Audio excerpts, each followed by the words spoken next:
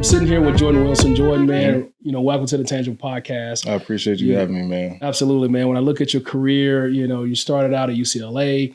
You're a Nashville native. You went on and you had a setback, a major setback that turned your career into going to Florida State and then working your way back, man. And so I think your story, is one of faith and resilience, and I'm really excited to dive into, man. So welcome, man. I'm excited to, have this opportunity to share my story on this platform. So I'm grateful for you having me on here. Absolutely. Absolutely. Well, Jay, I like to start, man. You okay if I call you Jay? Absolutely. All right, cool, man. Well, people call me that all the time. All right, perfect, man.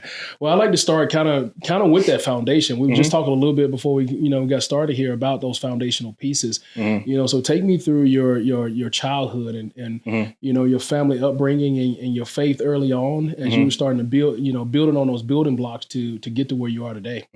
So, I was raised in the church.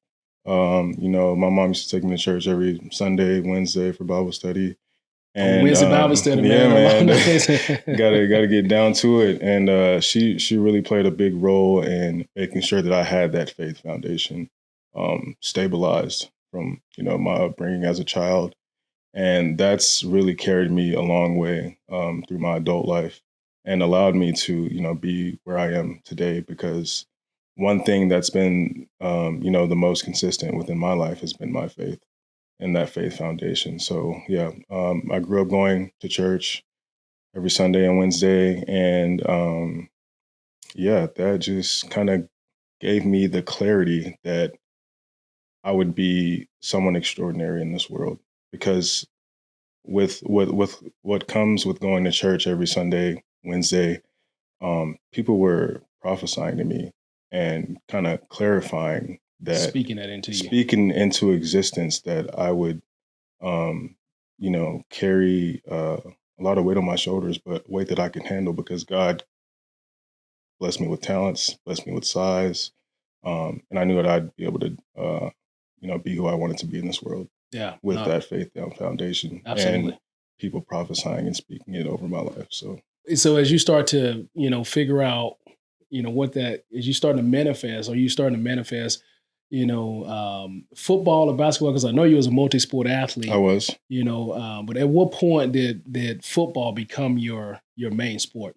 After my junior season of football, that's when I began to realize, okay, football is going to be the avenue that takes me to the professional level. And I say that because after my junior season of football, we won the state championship, and I started to go to collegiate camps. Before my senior season started, I had 25 offers for football. Right.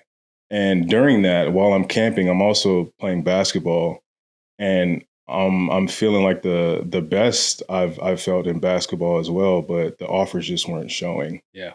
So I'm like, all right, so it's looking like I'm gonna be a football player. Yeah. And that's kind of what decided it.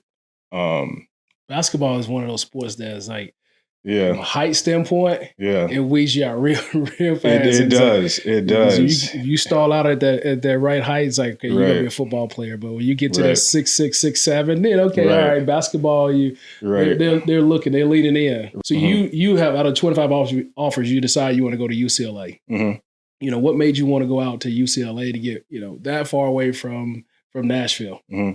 So that's also an interesting story as well. So when I was in high school at MBA, I studied Chinese. It was one of the languages that were offered at my school, and loved it. Took it for 4 years. After my freshman year of taking it, I want to say I got an A in that class, and that gave me the opportunity to receive a Wilson grant, which allowed me to go to California for the first time. Okay. And with that, I was at Pomona College for a month. Couldn't speak English. It was an immersion program, so I couldn't speak English. No phone for a month. And it's really just, you're working on your craft. Right? And during that time, we used to have like a free period or whatever. We can go out to a field or whatever and kind of just talk to our friends. And I remember looking up in the sky and being like, man, like, I would really love to go to school and play football out here. So I made it a promise to myself that if I ever got that opportunity, that I would take it. So, and I made that when I was 15 years old. I made that promise to myself. And I got offered a scholarship by UCLA in a couple years later. So that's pretty cool. Yeah. Now, can you speak it now? Can you? I can speak it. I've done my best at keeping up with it. Yeah. I can speak it. Yeah, pretty decently. That's what's up. Yeah. I mean, I may have to get you to say something here in a minute. Absolutely. Well, we do have something in common because I played for Jim Moore Jr.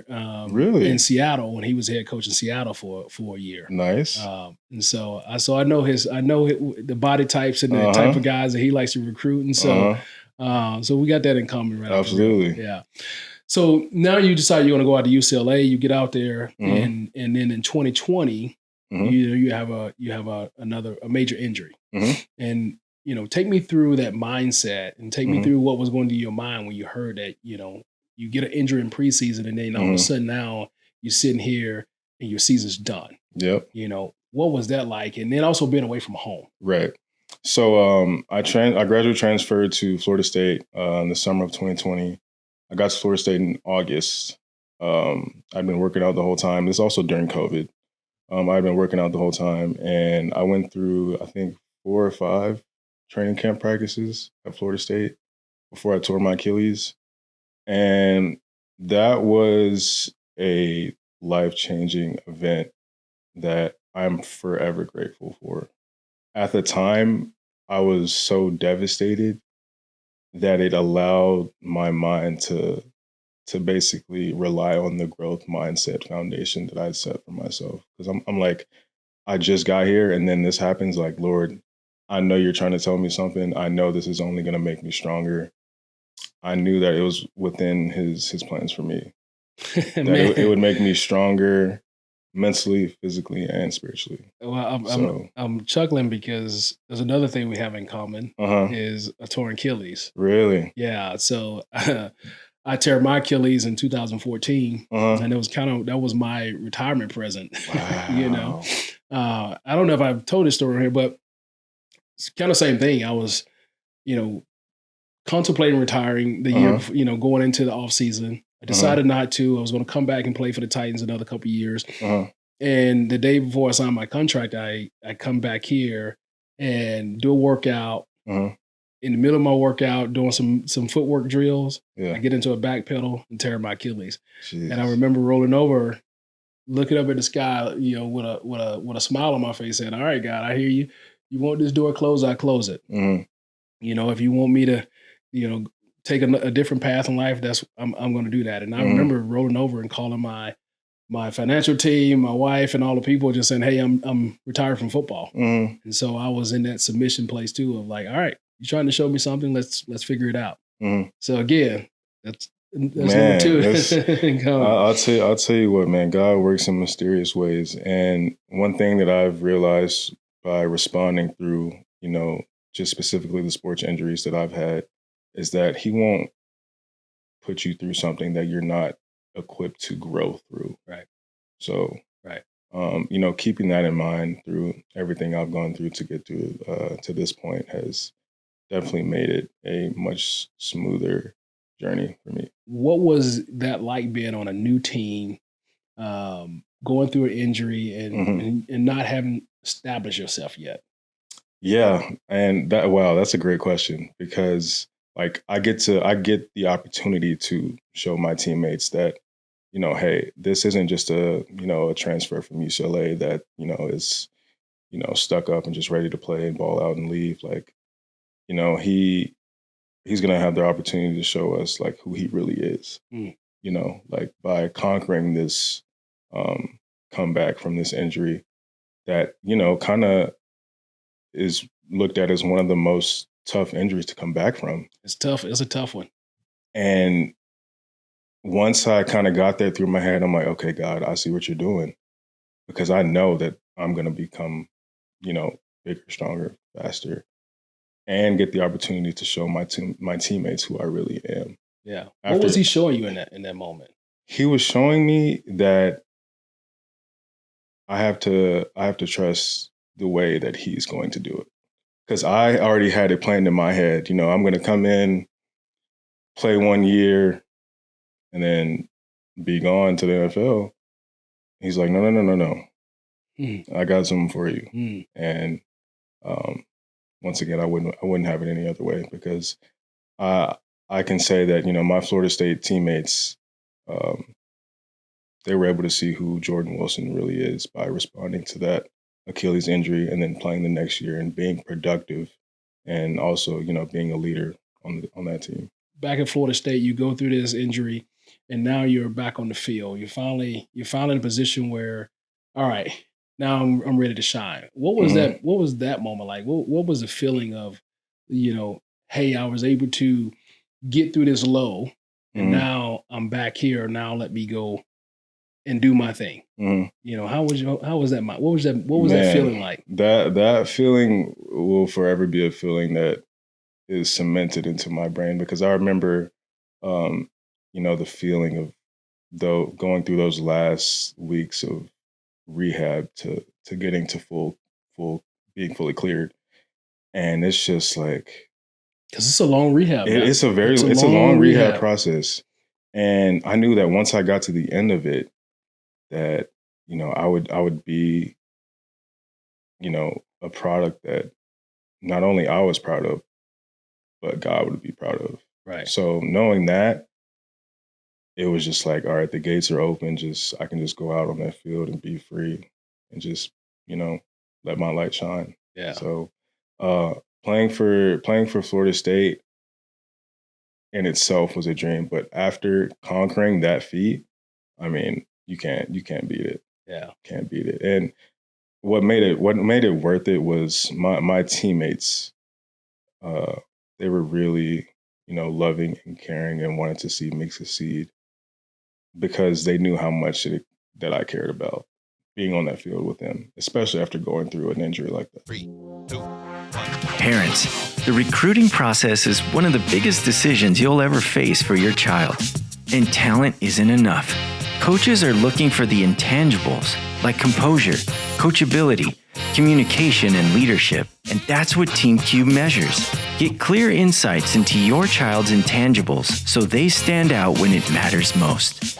Go to teamq.io and help your athlete unlock greatness.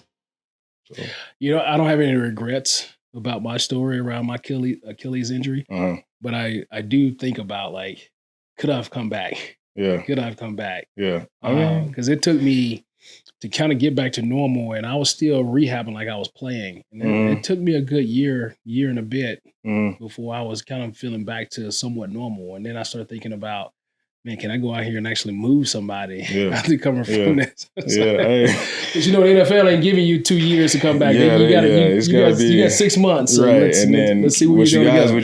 Right. Right. Yeah. Well, man, you can just already tell just within your story, there's the composure, the resilience piece of it. And so as you start to figure out, your shine, you're starting to shine, you're starting to get into a rhythm and a groove, what I think about is the mindset of, do I get hurt again? Right. Did you ever have that mindset of, like, what if I tear my other one? Because again, I think about that all the time now, even after tearing it, because they say that your percentages go way up. They do when you tear one Achilles. And so to think about going back to playing and then you're blocking, moving big bodies, did you ever have those thoughts? Yeah, I mean, that's always a thought that's gonna run through your mind, especially with coming back from an injury like an Achilles injury. They always tell you, like, I remember that was one of the first things that one of our head trainers at Florida State told me. It's like, oh, don't tell me that. I don't want to hear it. I'm sitting on the table. Shout out to Jake Fail, man.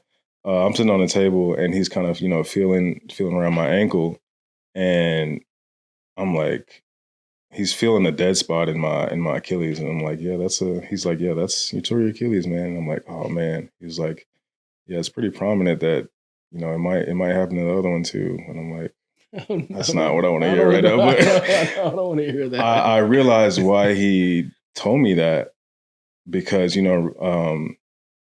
at some point in the recovery process of coming back from your Achilles,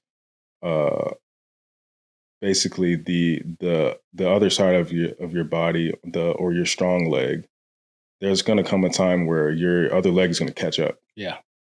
So the stress and, the muscles that have been so strenuously used to support, coming back from the leg that you hurt, it's going to be apparent. So there's going to come a time to where basically you're going to feel like you're going to tear your other Achilles. Yeah. But if you've, gone through the rehab process, with caution and, have listened to your body. And for one, the thing that I do all the time is I'm always praying constantly. Yeah. Like constantly praying for God to give me guidance on what exactly I need to do, in regards to the movements of my body to get it to where I know it needs to be. And I've mentally I like to call it like a nerve block is what I like to say. But basically, like it's just something in your mind you're gonna have to get over. Yeah. Is that there's going to be a release of pressure in your other leg coming back once this leg fully, comes back. And once you feel that and feel that, your other leg is okay, then you're golden. Yeah, absolutely. So, absolutely. Yeah. You've described yourself as this, intelligent, resilient, God-fearing man. Absolutely. When and where did those qualities really kick in for you? Mm-hmm. In the times where is it time for me to hang them up?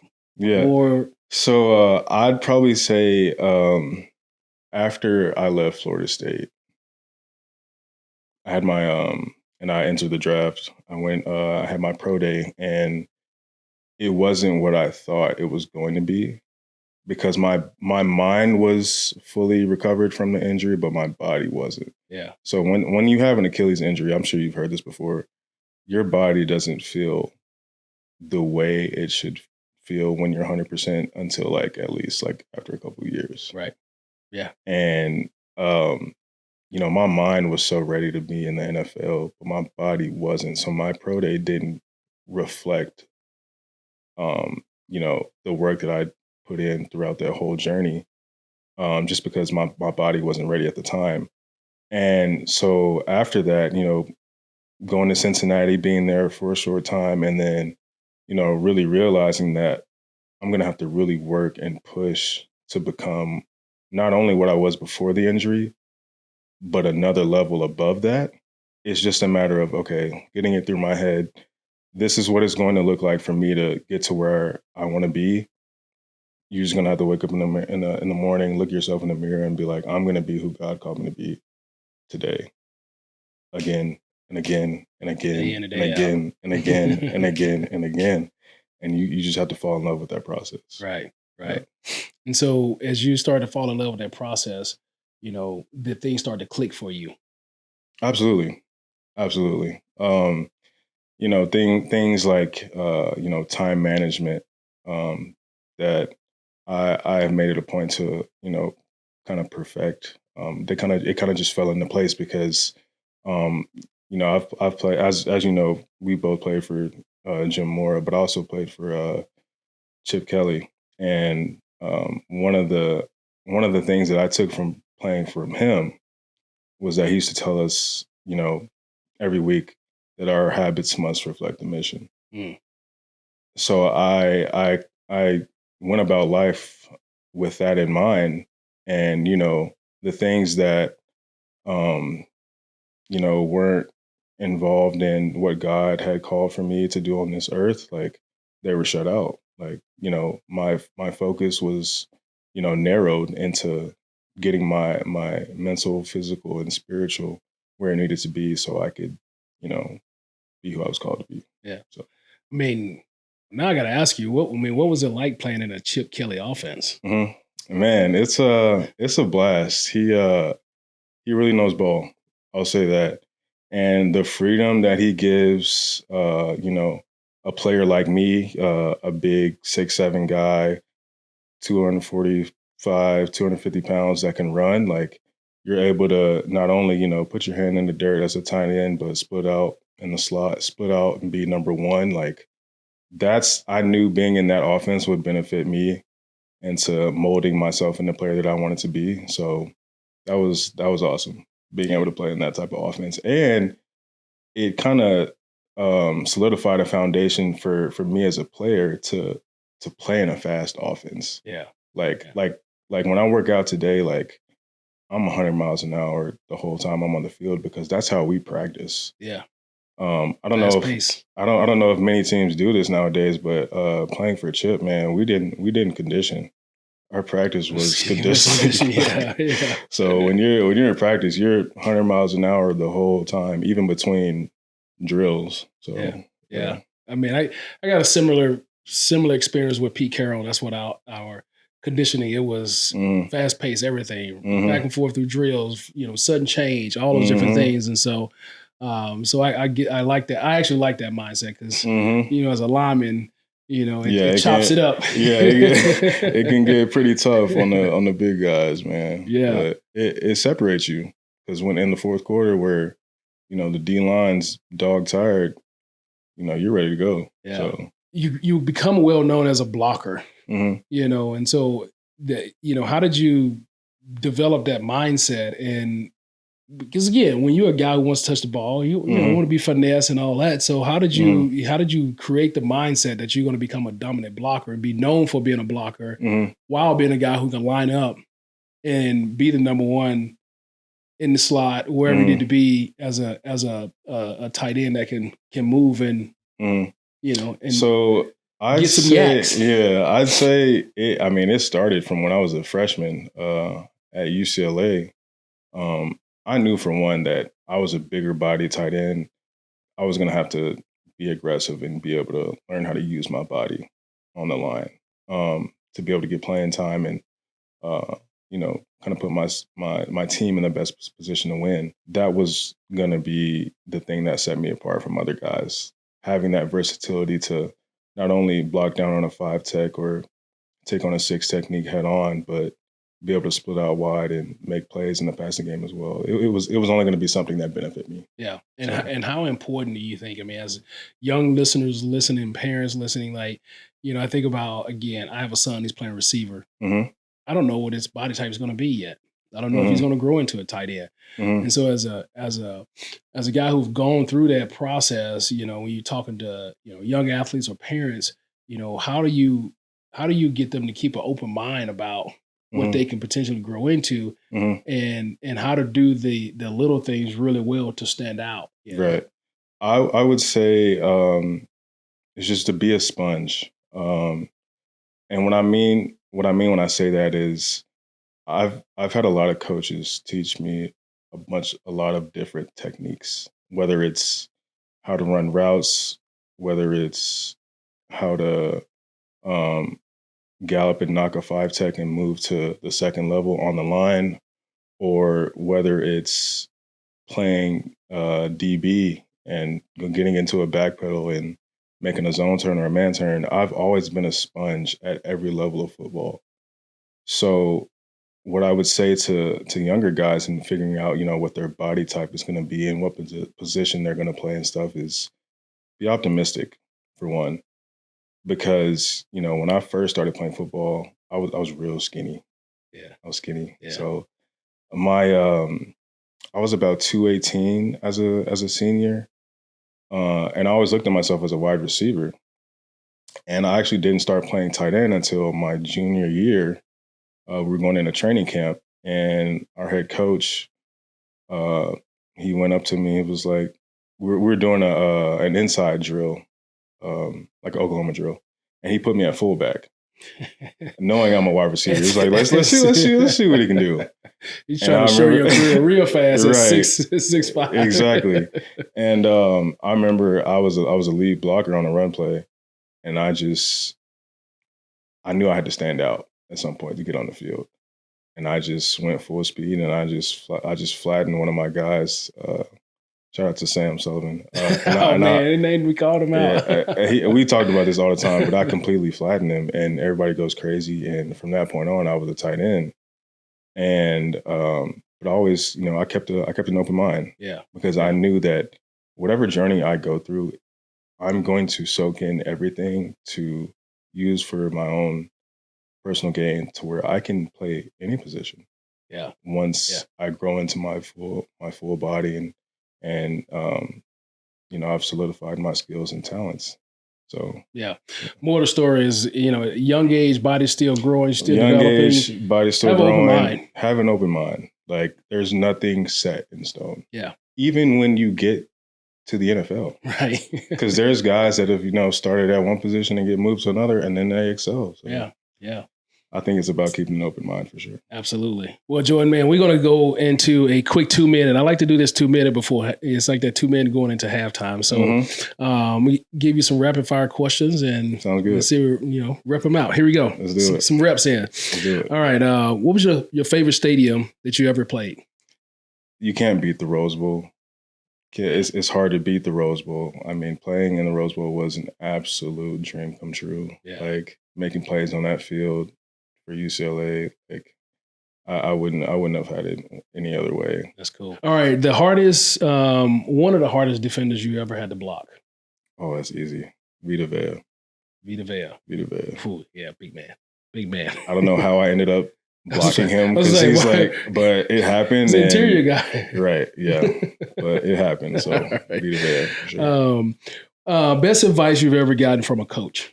Best advice I've ever gotten from a coach, I'd probably say it was from Coach Norvell.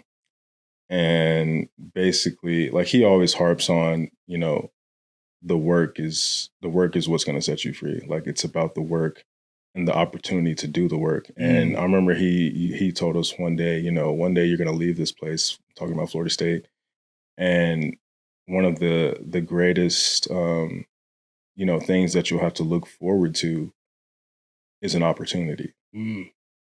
And that really stuck with me, especially through my personal journey, is, these past 3 years. Because I know, like you said, I tore my Achilles in 2020, but I've also come back from ankle surgery as well after that. Wow. And these last 2 years, it's just been, waking up in the morning, looking in the mirror and telling myself, I'm going to do whatever it takes to make sure that I'm in the right place to not only have an opportunity, but to kick the door down when the opportunity is competing with yourself too. Put in front of me. Absolutely. Yeah, absolutely. Last one for you. Dream post-football job. Dream post-football job. I've always thought about commentating. Yeah. For one, I think I could talk about sports all day long. So I'd probably say that'd be a good dream job. All right, man. I like those, man. As we look at, the different places you've been, thinking about leadership. What was your leadership style like? And how did you build the leadership? And what other leaders did you look at to say, I want to take a piece from their game and bring it over to my side? So, growing up, I feel like I always took a leadership style of leading by example, because I was always one that I was never, I was never going to be the one to be the rah-rah guy and, always talking all the time. I used to be really to myself. So once I got to college, that kind of just became more natural to me, especially motivating guys in practice and keeping the morale up on the sideline during games, because, I feel like, especially in college, guys get attached to, the blueprint of what a college D1 game is supposed to look like. And you put so much time and effort into it, you want it to look perfect. Yeah. But it's not always going to be that way. Right. Definitely not. So yeah, I'd probably say learning to lead by example and be a vocal leader, kind of formed my leadership style. Yeah. Especially in college. Yeah. Because I think I'm glad you said it that way, because there is a difference in the guy who's a lead by example person. Mm-hmm. Sometimes that you can be one of those lead by example and not able to hold your teammates accountable. Right. And so there is a balance of just being able to lead by example. Right. But also being able to carry on that other aspect of it. Right. When I need to, I can hold my teammates accountable. Right. And saying that, what pieces, from your childhood and your life that you want to be able to carry over into life outside of football? Because I think those pieces are important as we, when we're having these conversations, is being able to identify all those different intangibles that are transferable into life and not the identity wrapped into football. What are those pieces that travels with you? I would say the pieces that are, transferable into, life after football would be, for one, the resilience that I've, practiced over through my athletic career. That'll always, be instilled within me and stick with me into whatever endeavor I decide to, move into after football. You're going to have to respond from some type of obstacle, no matter, if it's football or broadcasting or, being in the entertainment industry or whatever you want to do, you're going to have to respond at some point to something. Yeah. And I feel like, the growth mindset to, and knowing that, there's nothing that can, hinder my growth. All right, man. So we started to wrap up here. We started thinking about, again, back into your journey in your life and family. And we talked a lot about resilience, so you don't have to say that one again. But when you think about the intangibles that has made Jordan who he is today, what are a couple other ones that really sticks out for you? I would say, for one, just my obsession with being great, and I say that very specifically, and I use the word obsession for a reason. Is because in order to become who you want to be, well, for me, I know exactly who I want to become and who I want to be, and in order to do that, I have kind of developed an obsession of being one of the greatest to do whatever I've done. Like, that's just who I am. Like, I can't just do something to be able to say that I do it. I want to be the best at it.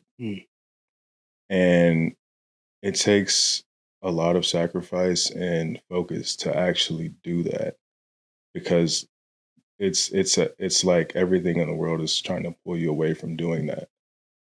But knowing that I'm, able to physically accomplish that, and God has given me the spirituality to accomplish that, and also given me the mentality to accomplish that.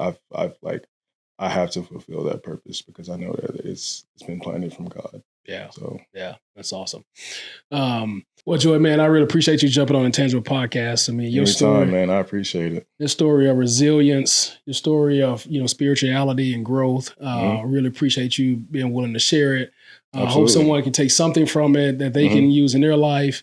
But also wish you nothing but success and on your journey. I appreciate that. Being that you're in Nashville, man, let's stay linked up. Absolutely, man. Yeah. I really do appreciate the opportunity that you've given me to, share my story. And I truly hope it inspires, the youth, not only within Nashville, but with everywhere. So, yeah, absolutely. Yeah. Yes, sir. Jordan, appreciate you, man. I appreciate you, man. Yes, sir.